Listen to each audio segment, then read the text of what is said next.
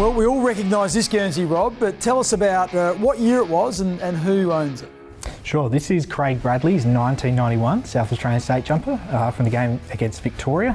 But I was fortunate enough to get this off Braddle's a couple of years ago when he was selling a few of his things, and I love it.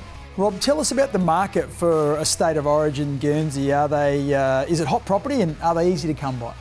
Not easy to come by at all. They are only given to the players, so you have to get one from one of them. But there are a lot of people of my age who grew up loving state football in the early 90s that would love to get their hands on one. And here we've got an Essendon long sleeve Gernzi. It's got the number 5 on the back, which of course means it's James Hurd's. Tell us about this one and how you got your hands on it. James sold a bunch of his things a few years ago, and I was lucky enough to pick this one up. This is from 2003, and when I was looking for a Hurdy, I definitely want a long sleeve. Well, he's certainly in the top half a dozen players that I ever played against. So mercurial and, like you say, synonymous with the long sleeve Gernzi. He's wore it many times during his career. Now this one is a really interesting one. It's Tony Lockett's number 4 Gernzi. What era is this from? What year in particular? Yeah, so this is a 1992 jumper worn throughout the middle of that season. I was fortunate enough to get this off another collector. I was able to trade for it, which was very thankful because these are very scarce. Lockett stuff just does not exist. My 4th game was against St Kilda at Moorabbin, and Tony Lockett kicked 12 goals, so certainly made an impression upon me. This one was from 1992. I've got a feeling he might have kicked double figures again against Adelaide. He did indeed. Round 7, Moorabbin again, kicked 10. Big game for the plugger. Well, I tell you what, when all the defenders played against St Kilda, you certainly knew you were alive because you didn't really want to be dropping back into the hole in front of Tony Lockett. He could be brutal. What a piece to have in your collection. Now, this one's a really interesting item because it is Wayne Carey's number 18 Gernzi, but as you can see with the logo on the front, this is his grand final Gernzi from 1998. Great memories for me, not so good for the Duck that day.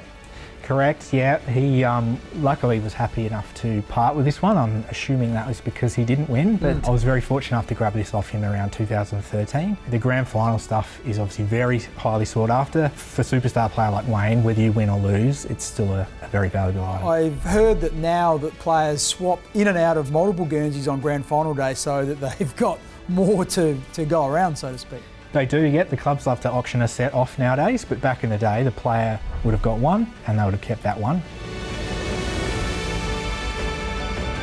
This is the number 5 Gary Ablett Gernzi. I noticed that it's got the centenary logo on it, which I'm guessing makes it a little bit more valuable, but there's also another story to this Gernzi. Absolutely. 96, the centenary year, but this also happened to be the year that Gary kicked his 1000th goal in the history of AFL-VFL footy, and this is the exact game worn against Fremantle at Cardinia Park that he kicked that goal. I noticed you've clearly got it straight off his back because it hasn't been washed. Very thankful that Gary kept it unwashed. What's a piece like this worth? So something from Gary from a moment and a special year is in the $20 to $30 sort of $1,000 range. Is the market appreciating? Has it gone up since you've purchased this? Since COVID, the market's exploded. People obviously had a lot of money and a lot of time to spend at home, so they jumped on the footy jumper bandwagon. The groups on Facebook have exploded. There are heaps of people out there doing this now. Talking very valuable, what would perhaps the market for a premiership captain's Gernzi be worth? Well, in your case, they're very hard to find. It took me years to find one, but I do actually have one, and your stuff is certainly valuable in the sort of $2-3K range.